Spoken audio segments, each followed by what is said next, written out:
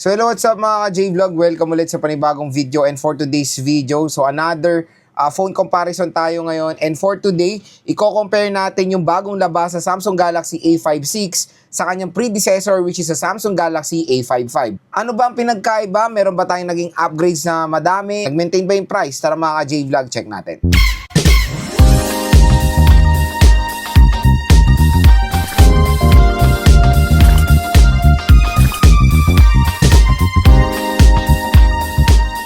So yun mga ka-J-Vlog, lumabas na nga ang Samsung Galaxy A56 at wala pa yan, hindi pa naman siya available sa market today pero na-announce na siya.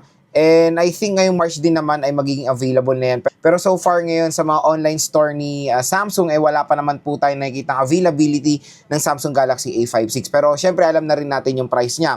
Marami rin ako nakikita sa comment section na gumawa raw tayo ng phone comparison about sa predecessor niya. Lods, ano ba yung pinagkaiba nito sa Samsung Galaxy A55? Sulit ba yung upgrade?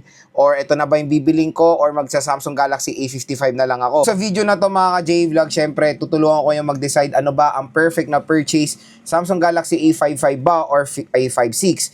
Dahil ngayon, Matic, meron pa rin brand new ng A55 pero mas mura na siya compare sa kanyang SRP.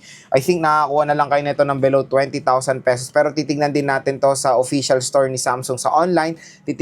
Kung magkano nga ba itong Samsung Galaxy A55. Usapang presyo muna tayo or SRP.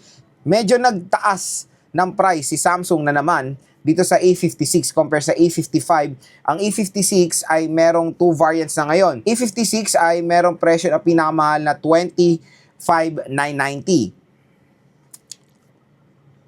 Na merong 8GB RAM and 256GB of internal storage. Compare sa predecessor niya na A55 na 8GB 256 din, 24,990. Nagmahal po sila ng 1,000 piso. So sana maintain na lang nila or okay naman sigurong nagtaas basta meron ng difference sa RAM at ROM.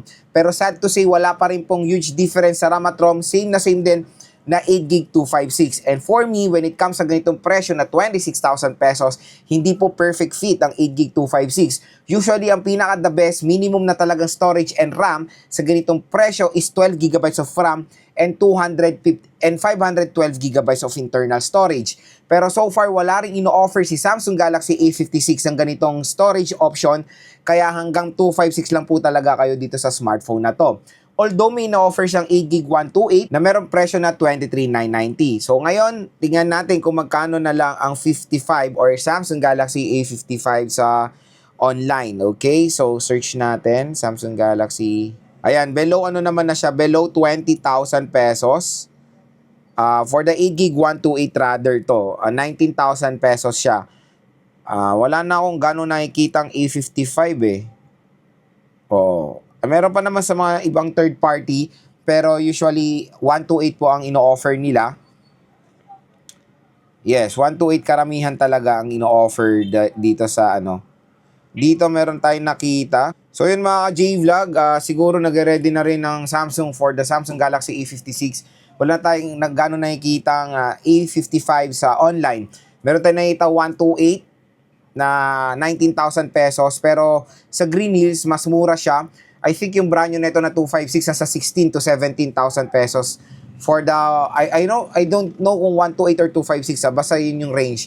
16 to 17,000 for the brand new Samsung Galaxy A55, 18,000 atang 256. So kung interested din kayo diyan, check nyo na lang yung mga yung mga check nyo na lang din yung mga recommended shop natin sa GH. Si Ate Mait na CMB Gadget Store XA07. And kung interested din kayo sa mga units na to, so kung napanood nyo to ng late, i-check nyo na lang po yung link sa description box. Yung product link nila. So yun, next mga J-Vlog, gusto ko naman i-share sa inyo yung mga difference ng Samsung Galaxy A55 and Samsung Galaxy A56. So unang-una, dito muna tayo sa display perspective. Medyo tumaas lang konti yung screen size ng Samsung Galaxy A56 sa A55. Ngayon mga ka-J-Vlog is 6.7 inches na tayo sa A56. Yung A55 is 6.6 inches po. Tapos, when it comes sa resolution, sa display quality, same lang sila na Super AMOLED display na may resolution na Full HD Plus 1080p. Same din sila na merong 120Hz screen refresh rate at medyo tumaas lang konti yung protection sa A56 dahil Corning Gorilla Glass Victus Plus protection siya compare sa Samsung Galaxy A55 na Corning Gorilla Glass Victus. So, same na maganda of course yung protection dahil Victus yan, pero mas upgraded dito sa Samsung Galaxy A56. Kung mapapansin nyo, when it comes sa display, wala naman pong huge difference ang A55 at Samsung Galaxy A56. Lumaki lang ng konti yung screen at medyo tumiba yung kanyang display. Pero again, when it comes sa presyo nila ngayon is malaking factor talaga yung mga specs neto.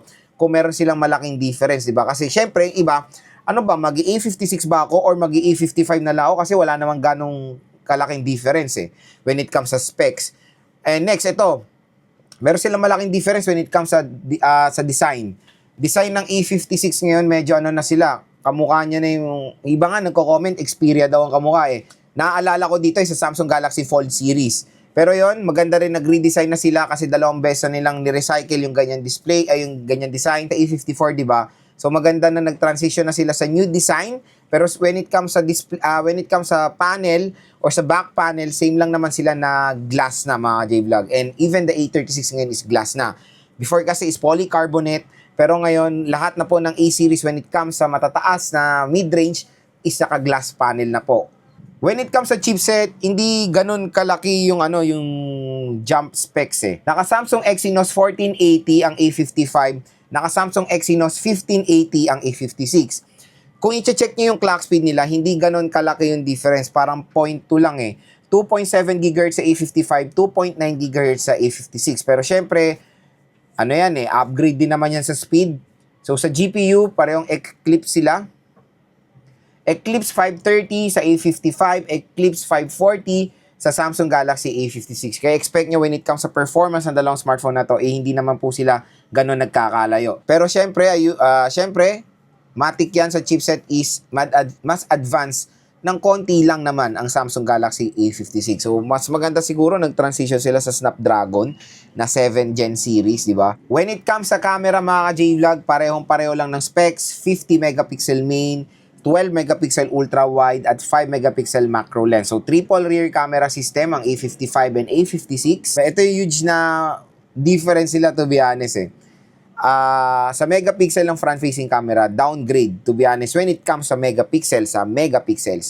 32 megapixel sa A55, 12 megapixel sa A56. Pero again, si Samsung Galaxy A56 ay powered ng AI yan. So, wala naman po sa taas ng megapixel ang linaw ng isang camera.